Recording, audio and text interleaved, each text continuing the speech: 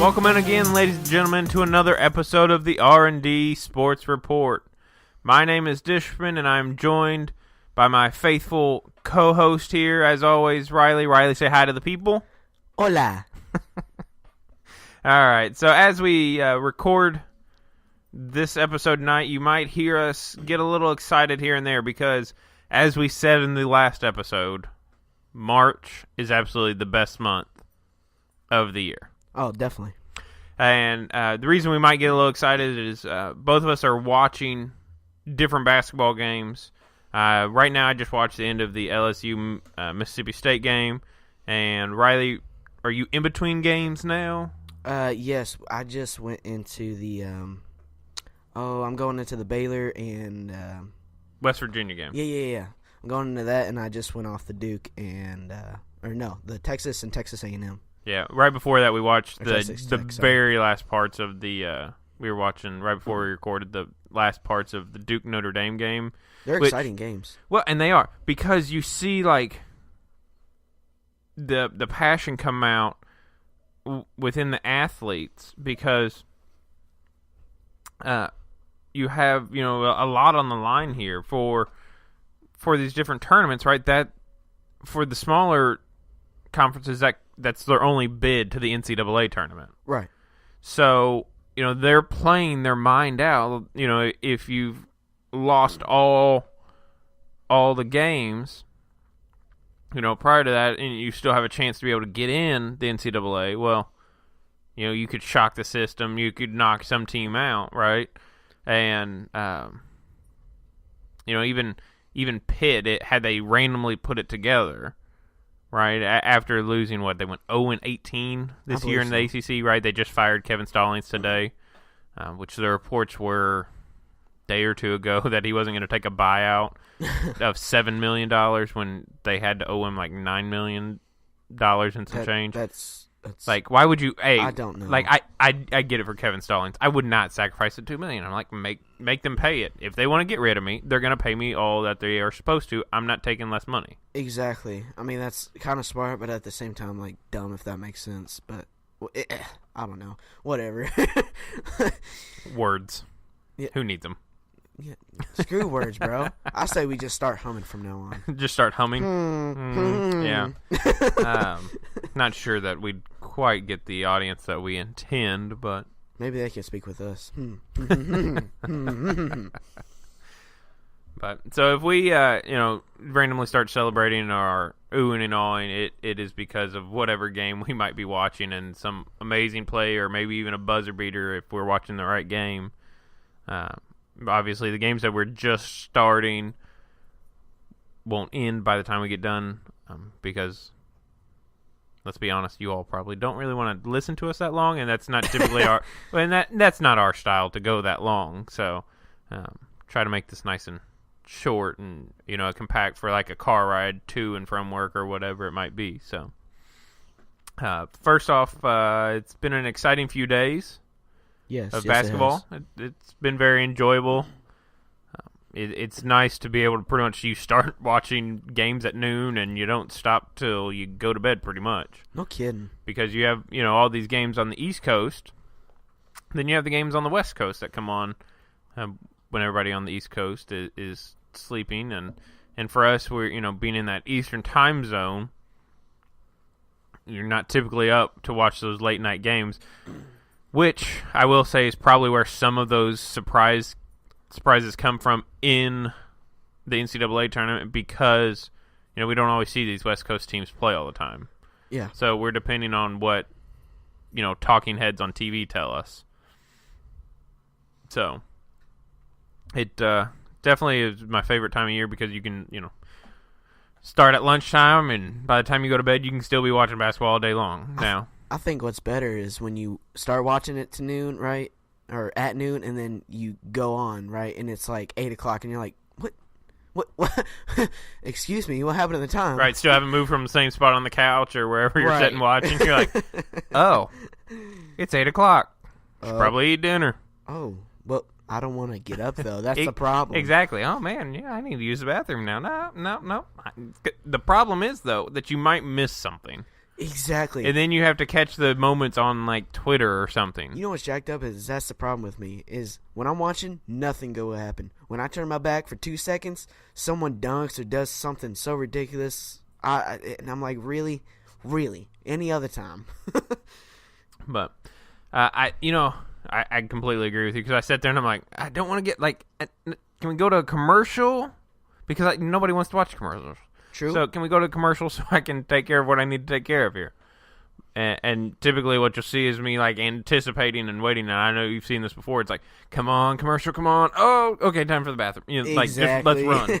That's probably how most people are. So, but such an enjoyable time. It really is. But at the same time, like, you feel bad when you see these teams, some of these teams lose, and you can almost see their bubble burst. Yeah. Right? You can see, like, they were right there on the edge, and they knew that they needed to win a game or two in the NCAA or in the conference tournaments to be able to make it to the NCAA tournament. And you just watch them, and, like, especially the seniors, it's so sad to watch sometimes. And, especially for those smaller conferences, those kids may have always grown up that they thought they'd play in the tournament. Yeah. And, here they are there, especially the ones that are crushing, or when you watch the conference, the championship game, and you have, typically in those smaller schools, you have veteran players and sometimes a lot of seniors on the team. And they're just so crushed because, that was their goal coming in, was to get the school to the NCAA tournament in some capacity. But it's this up and down kind of time, because you see that the highs of a team who's never been in the tournament, and then you see the lows of someone who was just right there and fell short on a buzzer beater. Yeah. So I think that also it adds to the drama, obviously, as we talked a lot last time, and it also adds to the excitement as well. Well, it does, and then it's just this emotional roller coaster you go on watching basketball here in March, right? Mm-hmm. You are invested in the teams, and especially if your team's not in it at the moment, or you don't have a favorite team, or your team's coming on after, you're watching whoever they're going to play. You get a little more invested in it than you normally would throughout the regular season. But let's talk here a little bit, Rylee, about some of the teams and if we think they might make it or not. Obviously, we'll kind of react to the bracket as they come out. Speaking of the bracket, have you heard how apparently CBS is going to release it on their selection show on Sunday? No, I did not hear that. That's interesting. So I heard this the other day. Apparently, this is the way they're going to do it, because a couple years ago it got leaked because it was going to be like a 2-hour special or something. Yeah. But the bracket got leaked online, and then it was like, well, nobody watched it.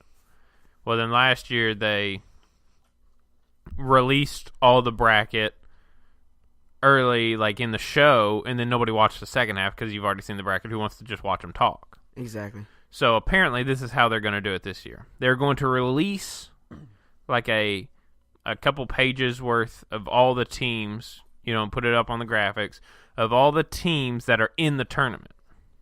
But they won't have a seeding or where they're playing next to them.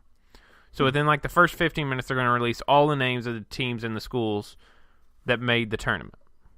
Okay? Okay. So then they're going to continue for the rest of that hour releasing like the regions and the seedings for those different teams. That's like I don't know. It's like waiting to see who they pick, who they put where. That's exciting. I like that. See, I like it, but I don't at the same time. I mean, I can see where you're coming from. Well, I mean, if you're one of these teams on the bubble, right? An Alabama fan, a Louisville fan, Mississippi State might think they're on the bubble, right? And so if you're watching and all of a sudden you see that you're not in the tournament, you go, are you going to keep watching it? No, probably not. You're going to just turn it off and go on about your business. Right. So it is somewhat of a a risk, I think. But at the same time, you're not talking really some of these larger fan bases that would be kind of turning it off. Louisville would probably be one of the larger ones on the bubble that I could think of.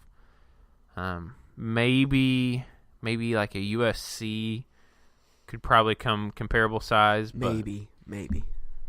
But but I don't know how to feel about it though. Like I like the idea of knowing who's in it, but at the same time, like, do you want it like to be a surprise though? No, is that what you're saying? No. What I want is you just to tell me the bracket. Like, I don't need an hour-long show breaking down the bracket. Like, you're gonna do that for the next 3 days or 2 days, whatever it is, before games start. They start on what, Tuesday, Wednesday, whatever it is. I believe so. I think there's a game. They play 2 games Tuesday, 2 games Wednesday, I think it is, and then they play Thursday, Friday, because that's how they do the first 4, as they call it. Well, I'm guessing they just want ratings or something. That's all they're looking at. But at the same time, like, just give it to me if it were a 30-minute thing, sure, I wouldn't care. Right. But at that time, you would just give me the bracket as it broke. But I find it a little, like, to release all the names, because then if you don't see your name on there, what are you going to care? Like, the only way people are going to be invested after knowing their team made the tournament is just to see where the seeding what the seed is and what the draw is, right? And so, Duke fans are going to be watching to see, do we get a 1, do we get a 2? Yeah. Probably a 2. Where do we go? What's our path basically to getting to the Final Four, championship, whatever it might be? But I don't just give me a 30-minute show. Why you got to do an hour? Like, I feel like I think the hour thing is what bothers me the most. Like, it just seems like overkill, because then you're going to be able to, you're going to turn to different stations, especially if you turn to a sports station. They're going to be just talking about this for a couple days on end, breaking it down, and that's almost all they'll really talk about, for the next couple days. I think that's I get it, break down stuff, but I don't agree with that. How you were talking about, I don't need an hour-long show, and I agree with you on that. I think that's kind of dumb. But at the same time, I think it's kind of exciting to see where the seating is, and it's like rolling around a number in one of those, like, the bingo things that we're talking about? And then finding whatever your number may be. I like that kind of stuff. I like that excitement, that, I guess hype that, that's waiting in you. So I think it's exciting. I really do. But I see where you're coming from about the whole hour show. I get the release of it, because I want to, you build up the drama there, but then you get to it and you're like, okay, just give it to me in a 30 minutes. Like, I can handle 30 minutes because you could break down the regions pretty reasonably and talk about them for a reasonable amount of time. Yeah. Because then you're just going to go talk about them on another station, and other people are going to and break them down for the next 20 hours. So it's just like, it's almost like overkill with it, I think. Yeah, I can understand that. I think they should just release it. That's just my opinion. I think they should just release it. What I think would be interesting though is to release it and then get fan reaction from it when they release it. Yeah, that'd be cool. Like, certain fans, that'd be actually really cool. That would get ratings. That'd be exciting. Or make it interactive with the fans or something. Yeah, that's good idea, bro. Wow. CBS just needs to come to me, I guess. Exactly. But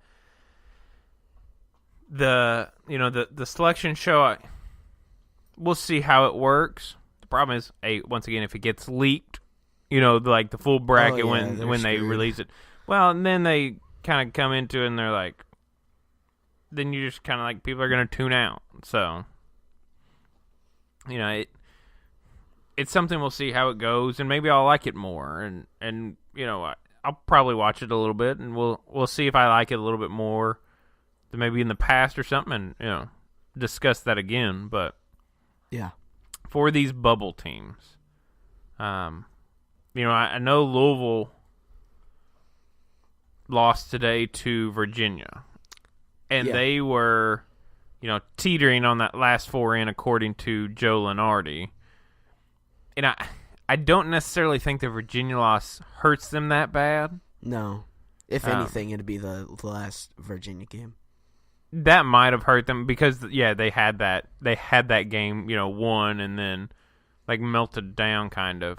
I didn't get to watch. I didn't have a chance today to watch the Louisville-Virginia game. But I know I saw through some reporters that cover Louisville that they got it down to 4 points. They got Virginia's lead down to 4, and then they almost did that whole thing again, kind of melted down. Yeah, it's the problem with Louisville is they come back, right, and then they let loose, go back a little bit, go back 10 points, then they come back, then they go back. Well, it's then they go back. It's they're spending all that energy to get back. And then they're like, oh, I'm tired. And then it goes back, to this 10-point lead. And then they get back within, 2, and then they go, and it's kind of it's if you spent that energy throughout the whole game, then you wouldn't have been down 10 to have to use more energy to come back. But, I did see Georgia beat Missouri in the SEC tournament by 2. The end of that game was exciting. This was the return of Michael Porter Jr. Hadn't played since, I think, November the 10th or something like that. He only played 2 minutes originally. Well, that's good for him. Had an injury, so, he was able to make it back. The first game since the season opener for Missouri. He went 2 for 6 from 3-point, had 12 points. Didn't do bad, but you could kind of tell they were kind of restricting him, as they kind of should have watched his minutes, but they were kind of forced to play him a little more. That game was exciting, though, and now for Georgia's victory, they get to go face Kentucky in the SEC tournament.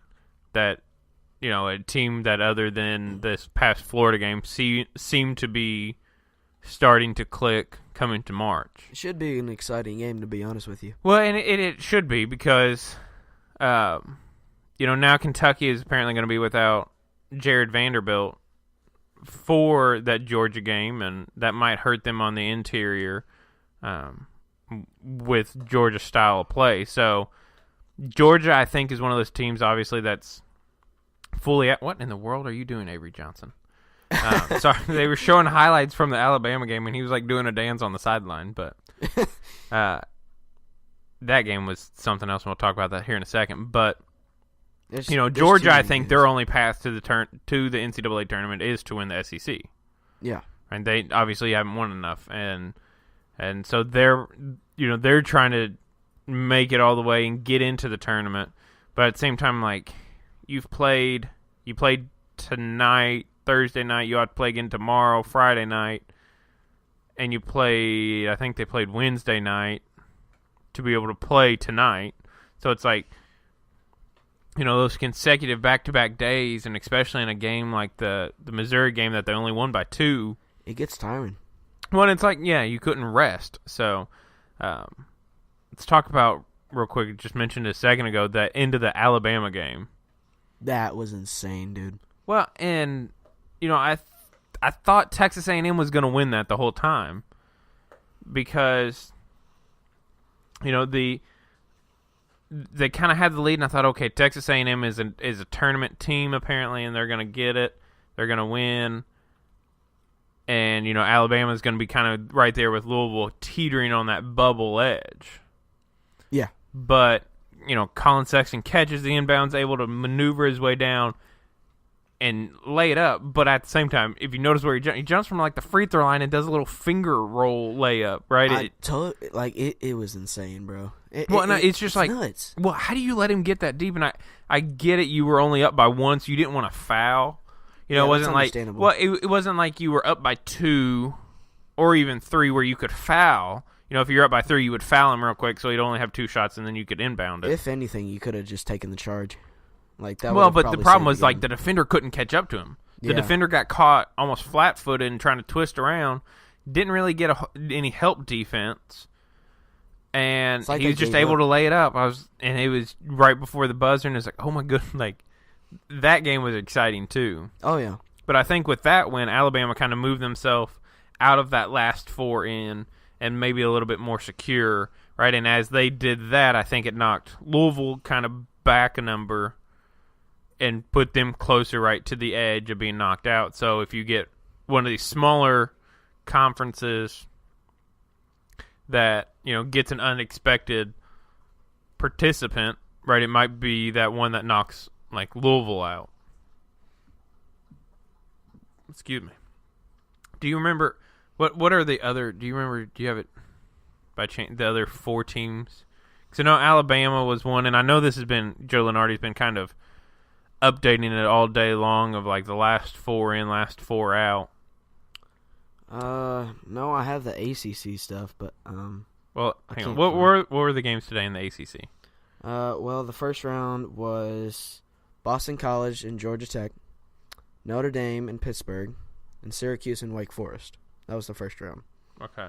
And then the second round was Louisville, Florida State, Boston College, North Carolina State, Virginia Tech, Notre Dame, North Carolina, and Syracuse. Hang on. Let's stop right there. That Virginia Tech Notre Dame game, that was an intense game. Yes, it was. Because, like, Notre Dame, I was like, oh, man, looking at them play, like, they could actually do some damage here, right? It's one of those teams that got healthy at the end of the season, and I think even I know Mike Bray, the head coach there at Notre Dame, right? He said that he added all his players now, so they'd be healthier. But what were the games for today? So it'd be what, the quarterfinals, third round, whatever they call it. Yeah, it was Virginia Louisville, which we already know how. Virginia that won that one. Mm-hmm. Clemson and Boston College, which that apparently was at 2 p.m., but it doesn't say who won that. Which I would assume Clemson won that. It was Clemson.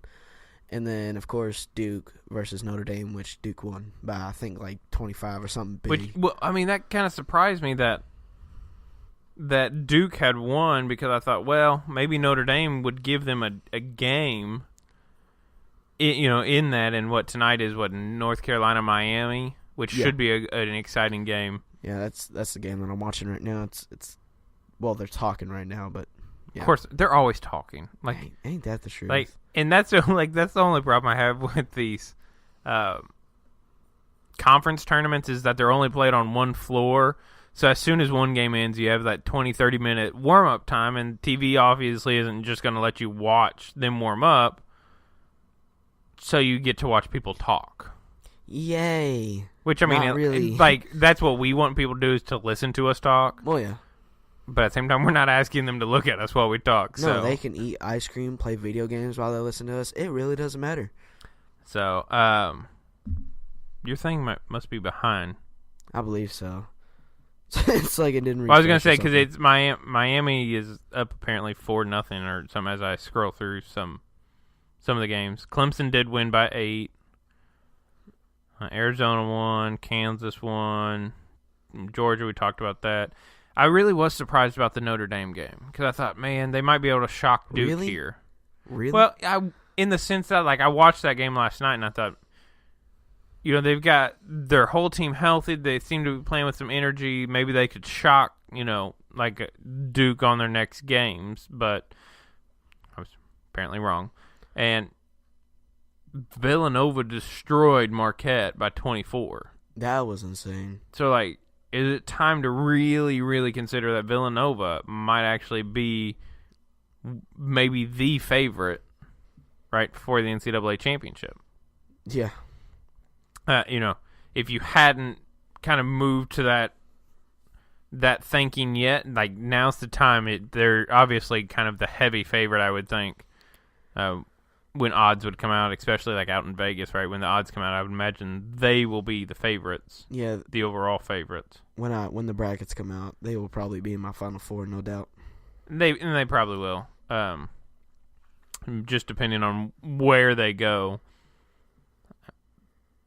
But today, let's see, the Miami game should be interesting, because in the ACC, was Miami seated higher than North Carolina, I think? Yes. They were number 3 and North Carolina was number 6. That's what I thought it was. but overall ranking, North Carolina is 12 and Miami's 24. So that's what the crazy thing is. If you're looking at the overall rankings between the two of them. Yeah. So obviously you would think that Notre Dame should be the ones to win this one. But I would imagine that game will actually be pretty close throughout, and I would certainly think so. But I think, Colin Sexton's his last second bucket put Alabama almost securely into the tournament, and might have knocked out some other teams. But that's what makes this time of year just so crazy is trying to go back and forth. Oh, who's going to get in? Did this team get enough? And that's what I think is kind of sad, because reporters will ask, the athletes, do you think this did enough to get you into the tournament? And what's their response going to be? Well, of course it did. Well, but they don't know. Yeah, no, we didn't do enough. And I know I saw some, I forget what game it was from, but they were like, obviously, we left it into the hands of the committee instead of just taking it into our own hands. So there was kind of an insightful thought there that, we had a chance to basically secure it for ourselves, but we screwed up, and we should have just taken it into our own hands to try and win. So, what are you gonna say though? No, we didn't. One, that puts your team down if you say no. Two, why would you say no? That's kind of a dumb question, to be honest with you. And it might sound that I'm mad over that question, but I'm not really. I just think that's a really stupid question to ask them. I think it is kind of a stupid question though, because what are the coaches the coaches don't know. And I saw somebody else go, well, I don't get updated on where we stand, and it's just a kind of a dumb, I think dumb question, because you don't know until the committee releases it if you've done enough. Now I think obviously the right answer is, well, we should have done more to make sure that we were going to win, but are going to make it, but we didn't, and so now unfortunately we've left it into the hands of the committee. Yeah, and that's frustrating. One, to say as a player, I would frustrate myself with that, and that's kind of bringing your team down, to be honest with you. You already lost, and you're already scared that you're not going to be in the tournament. That's scary. That's also bringing your team down. It's also hurting your energy. It's also hurting your your encouragement to get in that tournament, and it's kind of frustrating. And I feel bad for them. And to have just come off like a loss and then be asked that question, it's just let's have them be able to kind of breathe for a second and not have to answer this right away. And I know they give them some time in between to kind of collect their thoughts, but at the same time, if you're a senior, right, and this is something you've been going for your entire playing career, then this is really this is what you have. This is what you've been playing for, and you didn't do enough to make sure. So you're kind of, you're already upset, and now they're just kind of piling on with it, I guess. Well, it's kind of like smashing it in your face, and that and your energy's already drained. I wouldn't say you're depressed, but you're sad, and everything's starting to come up on you. Thoughts are getting in your head. And reporters are constantly asking you, and you're trying to not be rude, but at the same time you want to, because you're just coming off a loss, and a loss that's not small at all. It's big, and it's kind of sad for those guys, and I really do feel for them, because I could be in their spot. All I right. can see myself. Do you think Oklahoma gets in? It's a possibility. Because they're one of those teams right there on that bubble. Trae Young is on the Oklahoma, right?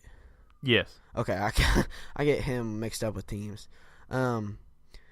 It's kind of a yes, maybe kind of thing.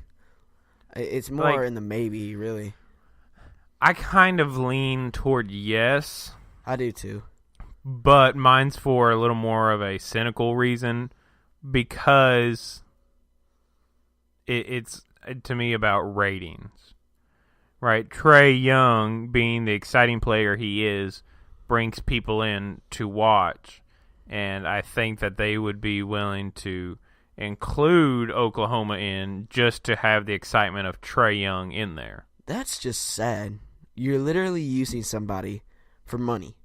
You're jacked up. Well, I mean, that's what the entire NCAA does. Well, did great, you see the report of their revenue from the 2017 fiscal year? Wasn't it like 1 point something? It was billion? like 1.1 billion. Yeah, the first time they had broken $1 billion, and it's like you're using them and for your own notoriety, pretty much. Like, that's how you're getting the money, is off these players. I see that as screwing you over, and I think that is so jacked up, bro. It kind of makes me mad just even talking about it. While we're on that subject, I saw earlier, all these teams have some small little minor NCAA violations that they report, these little things, and they fixed them, and they tell you, whatever they did. Here's a good one for you. Kentucky had 2 players that they said worked out with an NBA, I don't want to say a workout guy, trainer. There we go. Yeah, I was gonna say I couldn't think of the name. Words were not working today. He apparently is known to be one of the better NBA trainers, and NBA people will work with him. Well, he apparently has a policy that to not take money from amateur athletes. But because 2 players on Kentucky's team went to him, and they also played in pickup games this summer with, I think, people like Carmelo and LeBron and some bigger name NBA players. But because they went to him and the guy wouldn't take money, they offered to pay, for his services, his time, because he, had that rule internally to not make them pay. And I would imagine it's something to, kind of help them save the little money that they can get, that they had to report that as a violation. They had to report that as, I guess, an extra benefit or something. So, how dumb is that? So what you're saying is they got in trouble in Yeah, kind of. This all happened before the season started, so apparently this came up, and they took care of it. The players paid the money that they would have paid this guy to a charity, which is what the rules are. And we talked about that when we talked about the Yahoo report, right, with these dinners that these athletes were apparently given, that all they had to do was pay back that money to charity, and then they would be eligible. So that's apparently what they did, is they paid that money to a charity that they would have given to the trainer. So, I just, it's really, you're going to make $1.1 billion off these athletes, and then you're going to sit there and kind of gripe on them, and make them have to report this for a guy being nice, a trainer being nice, and not charging the athletes.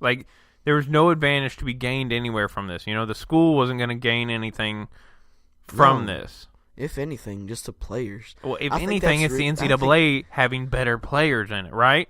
Yeah, that's so dumb. That's the way I kind of see it. Well, I don't know how that would be. Now, at first when you said that, I thought, is that illegal or not? And I don't know why it would be, though. Well, it wouldn't be illegal. It's just a higher skilled trainer. It would be like you coming over saying, hey, or you coming over, cutting my grass outside, me offering to pay you, and then you say, no, I don't want it, right? Right. And so, to me, it just seems a little silly. It's just what in the world are we doing here, where we tell these student athletes, because somebody wants to be nice and not make them have to pay for something, that you can't have that because it was like an extra benefit or whatever.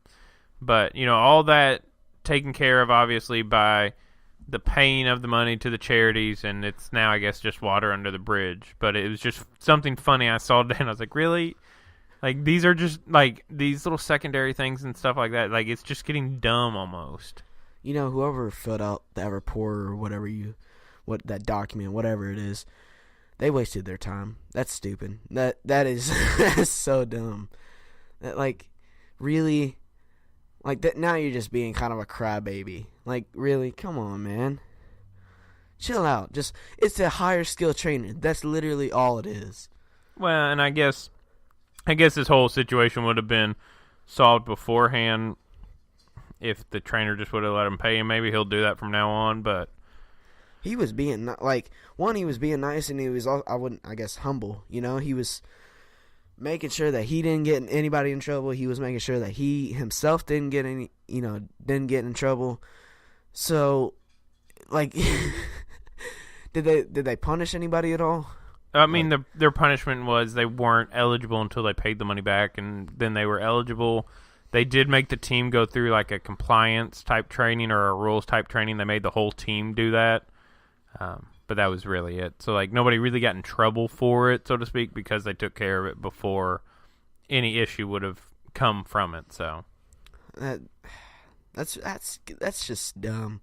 I don't see that as benefiting.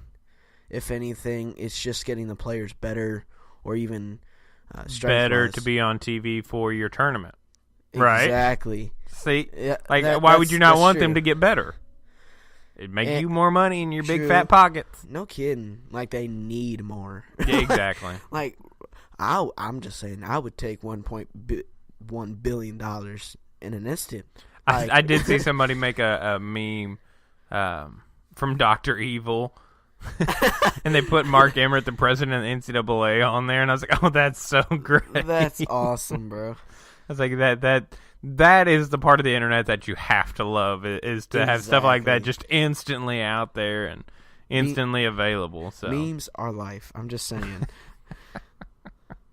Memes are life. Yep, that they brighten days sometimes. Oh yeah, just seeing them, but. There's so many. To kind of get into a little bit of some other news that's been popping up, and something that seems to be popping up a lot, coming up on the new official NFL season, is that it's time that people start making trades, talking about releasing, and the biggest news, I think, comes out of Seattle. Yeah, they've, blown up their roster. Well, they've almost blown up the defense. They've hit almost the reset button, with the exception, I think they said they were keeping Earl Thomas. Yeah, right? They were keeping them. They got rid of Bennett. They're reportedly getting rid of Sherman.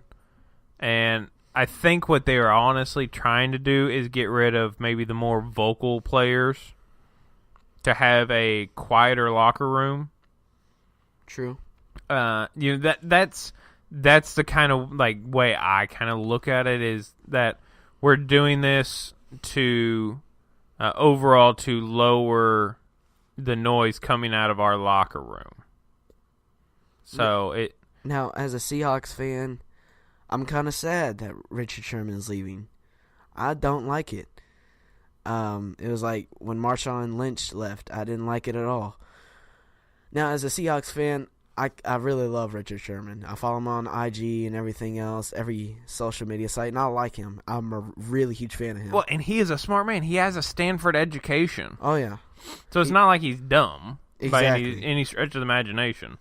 Well, and I just hate to see him leave, and I don't think the Seahawks were even willing to sign him. I think that's what I saw, is they weren't even willing to sign him again, which I'm not really too key on, to be honest with you. On what? On signing him again? Or? Yeah, signing him. Well, I think for him, his age is getting up there. Maybe you could find somebody a little younger, a little less vocal, and maybe that's what they're going for. But well, and he just came off an injury as well, so. Well, and that probably does have a bigger factor than what we're kind of looking at is coming off an injury. But I tell you, and you and I were talking about this right before we sat down to record, I don't know where he wants to go maybe, but there are two places that wouldn't surprise me where he's going to go. Where would that be? New England. That's possible. And the Los Angeles Rams. Right, you and I talked about that one because we were looking at and talking about the trade apparently that's going to happen that Adam Schefter, I think it was, broke it tonight that Aqib Talib of the Broncos cornerback, he's going to be traded to the Los Angeles Rams, who apparently are very focused on upgrading their defense and getting it better this offseason. Now, I'm a Patriots hater, and I think you and me have made that clear. I don't want Richard Sherman going to the New England Patriots. So I would, even then, if I wasn't a hater of the Patriots, I would rather him go to the Los Angeles Rams because I think that would be a better fit for him. And I think that I feel like they would do better defensive-wise. The thing I think with the Patriots is everybody looks at it and you almost kind of feel like that Randy Moss type player where he goes and almost has this little bit of rejuvenation in his career. Randy Moss obviously didn't really need it because of who he was, but he had this rejuvenation and won a Super Bowl with it. So, Sherman goes there. I don't know that he would go there, but it just seems like something that Bill Belichick would do, bring in him and get rid of Malcolm Butler and, send him on his way. But it'll be interesting to see where he goes, and what's going to happen overall. Because you would think they'd almost want to trade him instead of release him, but maybe that's the easiest thing to do. Oh, my goodness. What I'm watching I switched over to the West Virginia Baylor game, and the guy literally is driving, has just a guy on the back side of his hip, and he missed the layup. Were you watching that game too? I just saw that. Yes, oh my goodness, he missed the layup, and he was literally right there. Speaking of rejuvenation is Jimmy Graham. Now, Jimmy Graham, I believe, didn't want to sign, and I believe he wanted to be traded.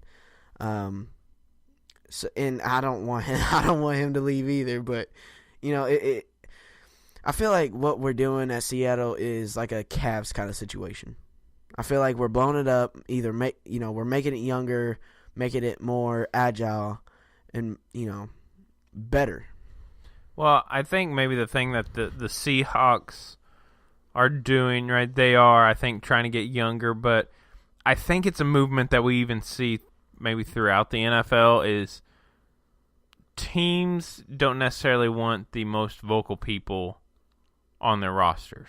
When you say vocal, do you mean making noise in social media? Yeah, making noise, social media will, get out into the regular media and say things and this and that. They want to keep their locker room quieter, right? They want people who will say things but aren't going to rattle a bunch of cages, I guess. Yeah, start up some wars or something. Well, and you've seen the reports that the Texans are gonna have everybody stand again. The Dolphins, right, don't want anybody against the protest. Yeah, and I kind of think the protest has run its course, so to speak. Yeah, it's already been and that whole done conversation is kind of just running to the ground so much. But I think after that, you see these teams kind of going, look, we don't really need all that noise in our locker room because then it kind of can become that distraction. And, not necessarily saying that, Richard Sherman is all that noise, but he also is a guy who's very vocal. And I think part of that is because, he is a very smart man. He has a very good education. Well, he's definitely not afraid to speak his opinion / mind. Well, and that's what, I don't think anybody any of those players should be able to speak their mind. But, I think you see some of these owners kind of going maybe to a quieter locker room kind of setting is what they want. So, well, and you can also make the team look bad depending on what cage is. Yeah, well, and I'm saying if you say stuff about the team, you make it look like it's a terrible place to be at some points. Yeah, and as the owner, you can't afford that kind of stuff. So you getting rid of them is a good idea, even a great one. Well, because you're like, okay, well, especially if you've been getting kickback maybe from fans or something, you're like, okay, you're like, I get it here, but it's gonna probably become a more exciting time, especially as we get closer to the draft in April. There have been reports that the Browns are open to trading the pick. The Giants are open to trading their pick, the number 2 pick, and I think if you do that, you obviously are doing it to get other stuff in return for it. Where will Kirk Cousins go? Where will he sign? That's kind of the stuff that we're going to be getting into these next few weeks, and it's like March is just such a packed month with stuff because you have all these basketball games going on, all the talking points, so to speak, out of that, out of the tournament, out of these Cinderella stories, and then you have the NFL season starting again. The official, I guess, league season, I should say. You've got college football spring practice happening and starting to happen. I think our minds might explode with all of this. 1, excitement, and 2, information, and 3, even just so much stuff going on, bro. I think our minds are going to explode. And they might, and that's, once again, why March is the best month, because there's just so much going on. Mm-hmm. Baseball starting up, you got spring training going, so it's a lot of stuff going, and our minds might explode. But what really could make your mind explode is our random stories of the day. Now, notice I said stories. Mm-hmm. So I've got a couple of them. One is just short. It was kind of an older story, but I wanted to kind of hit it just because I thought it was funny when I saw it, and I wanted to share it with you. Now, remember, guys, I don't know what he's about to say. I have no clue what these stories are, so it's always exciting to see what you have in store. All right, so kind of the reason there are 2 tonight is there's one without really a whole lot. It was just a funny story I saw, and the other one is a little grosser on the gross side. Ooh. But something that's kind of a different story. But our first one, here we go, is apparently from the end of January, so this one is a little bit older. But are you ready for the title? Shoot me, bro. All right. So here we go. The title of our first random news story of the day. Oh, boy. Spanish police find 8,000 pounds of stolen hold on. Oranges in traffic stop. Hold on. You said 8,000 pounds? 8,000 pounds. Who has the time? I didn't know there was such a big.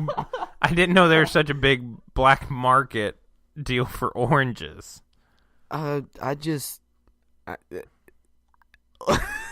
Wow, bro.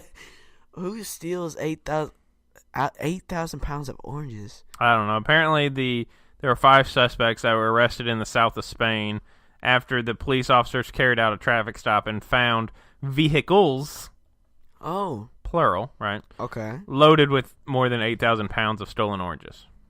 Who's hungry? I'm just throwing it out there. I guess you'll get your vitamin C intake for the day with all those oranges.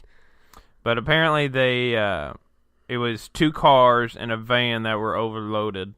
And the suspects were stopped last week when a police patrol became suspicious of the vehicles driving in a convoy at night.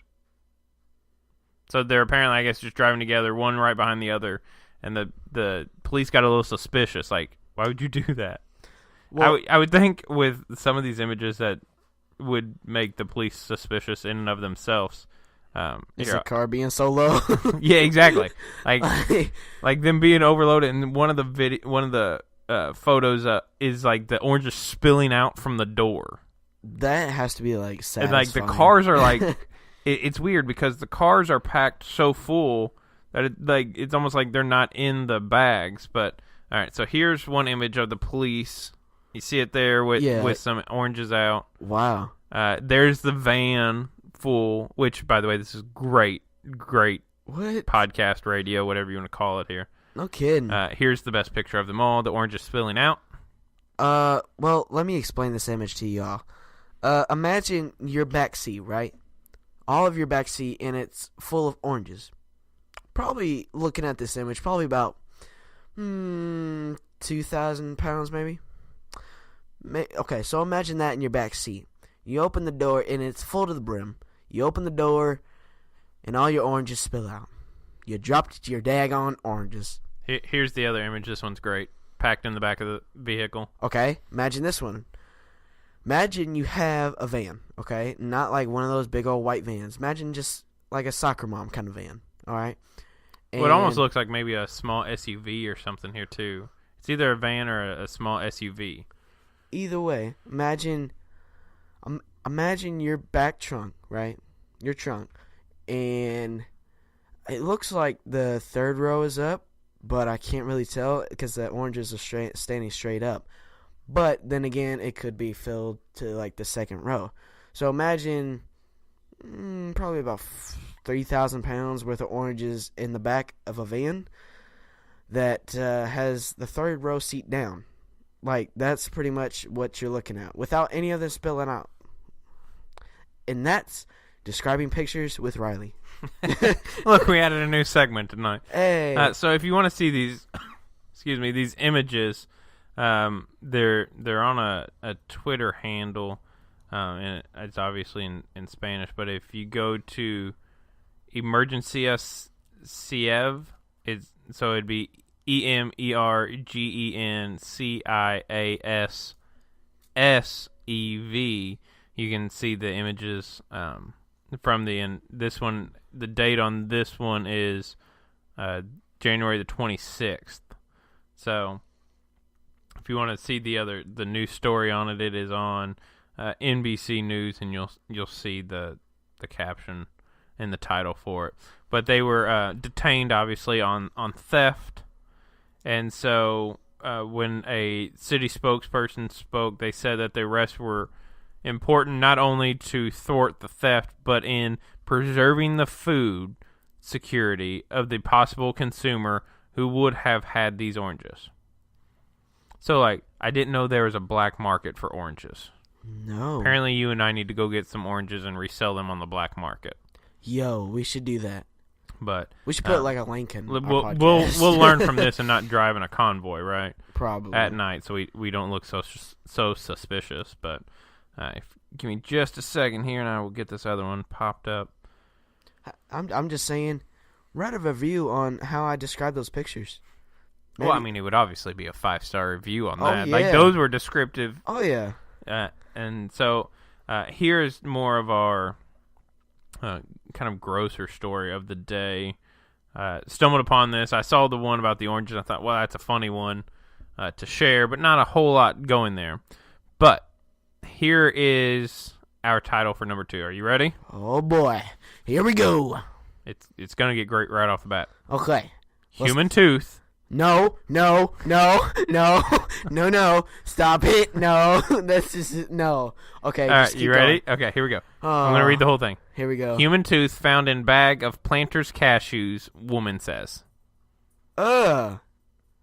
Ew. What? Ew. No. Like, I imagine a big old black tooth. Like, oh, that's... Well, like it's not. I see a little picture musty. of it here. It's not black.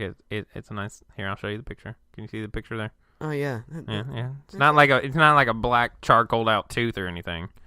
But an Ohio woman was apparently eating the Planters last month, and this article is a day old. So it'd be cashews. Wait, cashews. I can't bring them to my head. Cashews. What are cashews? Just Google the picture of it. Okay, hold on, real quick. You got a phone there for you. Yeah. And if you guys can't remember, try Google. It's great. All right. So cashews. as you look up the picture of cashews there, I'll keep. So apparently she was last month claims that she was finishing her snack Ew. when she bit into a human tooth instead of a cashew. God, bro. Like, I don't have bad gag reflexes, but that is awful. And by the way, I just looked up cashews, and it's not that hard to mistake a tooth for a cashew. Like, Which is probably maybe how they got through, but you know what's jacked up is the tooth looks like the color. Looks just like a cashew. I know. It's scary. And so she apparently wrote that in a Facebook post that's now been removed, apparently, that she was eating the nuts while in the car with her mother when she noticed something very hard in her mouth. So naturally, right, you're going to pull it out, and she asked her mom what the heck it was. And it was a human tooth that had been in the package of nuts that had then been in her mouth, she said, for at least 30 to 40 seconds. That's just awful. So they apparently pulled the car over, and she obviously vomited several times once you find a human tooth. Well, you know, if you can gag over a podcast, yeah. Yeah. Clearly. And so before realizing, right, she'd vomited several times. Oh, that's nice. Okay. Before realizing, here's the best part of this tooth. It had some dried blood on it. Oh, God, dude. I should have brought a bucket with me. That is awful. Ew. And so... Ew. She said that when she saw that, right, then she obviously went to the emergency room. And they apparently confirmed, it was confirmed there at the emergency room that it was, in fact, a human tooth. Ugh. And so she reached out to Planters, which is a division of craft food groups, and they kind of played phone tag back and forth, and she's still kind of waiting a response 3 weeks later. I don't know. First of all, out of all our stories, I don't know if that one's the worst or not, because, like, I think it was 2 weeks ago. Or, no, a week ago. Oh, my gosh, 2 episodes ago. It was the woman defecating on herself, and I don't know which one is worse. Oh, that's I don't know, I kind of lean towards this human tooth eating, because, like, you're just trying to eat some cashews, right? And then you chomp on... I'm imagining it. Dude, really? Like, this is awful. And, like, I'm about to go home and, like, eat dinner, too. So, like, why you gotta do this? and so, she said no one wanted to talk to her from the company. But apparently they sent somebody out to pick up the tooth. Yeah. So, apparently they picked it up from her. Maybe they can find, like, DNA or something, trace it back to somebody. Wouldn't that be awful if a worker was, like, packaging it up and, like, a tooth fell out on the line or something? You know, that probably happened, and he was like, meh, screw it. I don't know where it went. It looks like a cashew, so I don't know where it is. Honey, what happened to your tooth? It fell out at work. Crap. I don't know. Well, whoever has cashews. But obviously she's wanting to hire a lawyer to get back the ER cost. So, you know, it's just kind of amazing here. But apparently to Fox News, which is where I found this odd story, that the Kraft Heinz company confirmed to Fox News in an email that it was a foreign object not expected to be in their product. Which I say, duh. Like, duh. like duh. You can clearly tell it's a tooth, and it's just like... That's stupid. Come on, man. But apparently the company also stated it hasn't received any related complaints. So I guess nobody else has found a tooth in their cashew, or they just shoot up the tooth well enough. So be careful next time you're eating a bag of cashews, and we may have just pushed everybody off of cashews overall for fear. And obviously this lady said she can no longer eat cashews or really any kind of nut because... Look, lady, if you're listening to us right now, try popcorn. I'm just saying, whether you tried it or not, popcorn is delicious, way better than cashews. Do it, please, and you will enjoy life a lot more. Buttery, salty popcorn. Delicious. But, you know, I gave you a couple of them. Which obviously, which story is the best one there for you?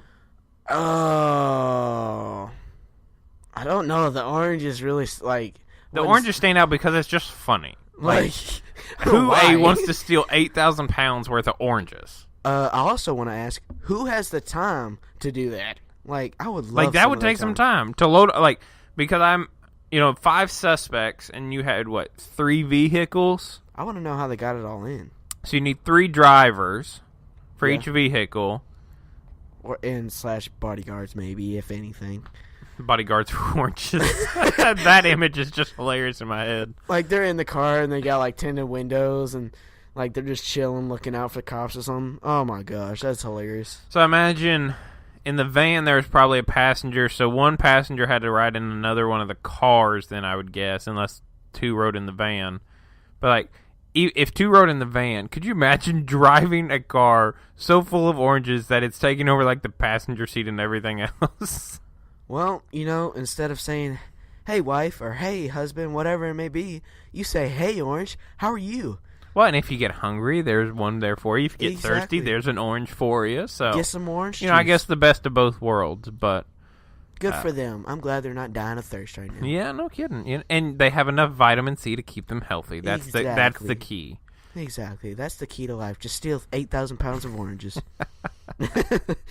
But so if you've learned nothing from this episode, it's don't try stealing 8,000 pounds worth of oranges, nor eating cashews, and drive in a caravan. And you're right. Don't eat cashews without inspecting all to make sure that it's not a human tooth. Might even taste delicious. So, like I read that story and I was like, oh, that's so gross, but I had to read it because it's just kind of random. It's that kind of story where it makes you go, ugh, but you can't get enough of it, right? Exactly. Yeah. So that's kind of one of the reasons, right? I brought it to your attention there, and well, you did great. Thank you. That's why y'all need to keep coming back to hear his stories. That's what y'all need to do. Well, we have this story time at the end with me. I love story time. We'll learn about the odd news stories of the day because let's be honest, nobody really wants to listen to the same news stories that they get from anywhere. Nobody wants to keep debating back and forth different politics. So what can bring us together as a country? Funny news stories. Oh yeah. Like, of course, there's, and that's what we're going to try to do here. Use our odd stories to bring America back together as one. And also bring happiness to all the people out there. And laughter, or maybe grossness, I don't know, depending on your tolerance or gag reflex, I guess. So. I also want to say, if you're eating right now, we apologize. Yeah, I do apologize. Especially if you're eating cashews as you listen to this. That's unlucky right there. Maybe I'll have to put that in the description there. Don't eat cashews while watching this episode or listening to this episode. You'll be like, why cashews? And then you'll get to this part, and then you'll be like, and you'll realize it. Oh, okay. But if you enjoy story time or any of the other time of the podcast, right? We'd greatly appreciate if you would help us out and go to wherever you listen to. First off, subscribe or favorite, however you need to do it to be able to get these episodes immediately when they drop. And then go give us a review. So go to iTunes. Don't even think about it. Just click the 5 stars. Oh, yeah. Write us a review for us. And while you're writing that review, let me know how my description was. Yes, yeah. If you need help writing the review, you can go ahead and hit the 5-star and then tell Rylee how good his picture descriptions were. And I'll thank you. So you write that review with how good his picture descriptions were, and we will add that as a segment for our next episode of thanking people and, maybe even reading some of the reviews. Rylee and images. And so Rylee describes pictures. There we go. There's our new thing. Dun, dun, dun. We'll have to get some intro music for that. Oh, but if you also want to stay connected with us, the easiest way to do it is to hit us up on Twitter or Facebook, both of which you can find by searching R&D Sports Report. So on Twitter, it is at R&D Sports Report.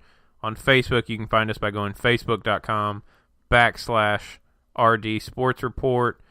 Go follow us on Twitter, like our page on Facebook. That way you can know if you're not subscribed, which if you're not, I don't know what you're waiting on. That way you can know when a new episode drops and when it's ready. You can also forward any odd news stories that you would like for me to read to Rylee. And he never sees the Facebook page, so you can forward them to me, and I will read them to him over the air and get his reaction live. If you want him to describe a picture in the podcast, and Rylee describes pictures. Oh, yeah. Go ahead and send that to us as well. Hit me up. But to do that right in the easiest way, go like us on Facebook and follow us on Twitter. Go subscribe, go favorite, whatever you need to do to be able to get these each and every week, right? Twice a week you can be able to listen to us. You can get these podcasts. So the easiest way, go subscribe. It's really easy, and if we need to, we can add a segment of Rylee describes how to subscribe to the podcast. Oh, yeah. But first you have to let us know by hitting us up on some social media there. So,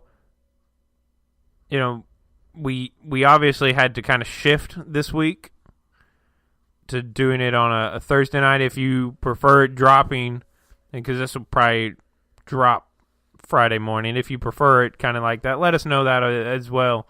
If that kind of fits into your schedule, if you'd like for us to record more on a Thursday night instead of our normal Wednesday, just let us know.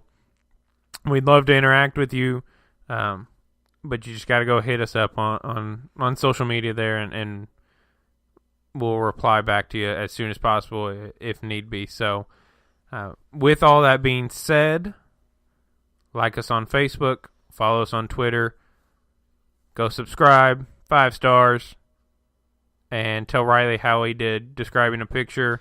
Hit me up. And that will do it once again for another episode of the R&D Sports Report.